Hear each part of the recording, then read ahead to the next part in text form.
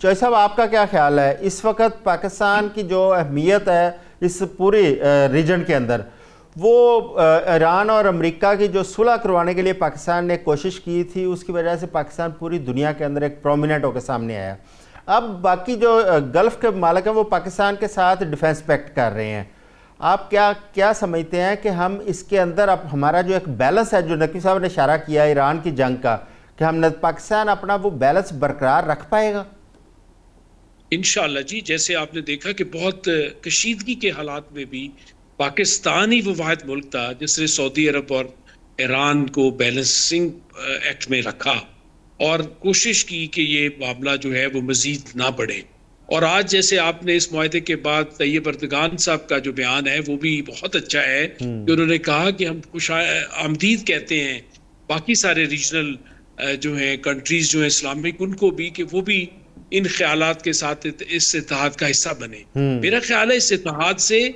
ایران کے معاملات اور جس طرح کے امان اور ایران کی جو بات چیت چل رہی ہے اور امان اور پاکستان ایک پیج میں ہیں، یہ چیزیں میرا خیال ہے بہتری کی طرف جائے گی۔ ٹھیک ہو گیا چوہے صاحب کا خیال ہے کہ ایران کے خلاف کبھی نہیں ہو۔ ٹائم کی کمی ہے، میں اس لیے عوان صاحب کو بھی، عوان صاحب کیا ایک نیو ورلڈ آرڈر کی آپ دیکھ رہے ہیں کہ آمد ہے؟ کیونکہ جو مشرق وسطیٰ کے حالات ہیں ری الائن ہو رہے ہیں باقی ممالک بھی۔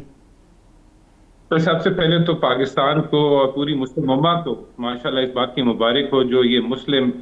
مکہ میں یہ ہمارا کانٹریکٹ ہوا ہے سیکیورٹی کا۔ اور میری یہ دلی خواہش ہے سر، ہم پہلے مسلمان ہیں، بعد میں ہم پھر پاکستانی بھی ہیں، اور میری یہ دلی خواہش ہے سر، علامہ اقبال نے کہا تھا کہ ایک ہو مسلم حرم کی پاسبانی کے لیے، یہ واقعہ صدق ہے، یہ ہونا ہے، ہم نے اس کی طرف بڑھنا ہے۔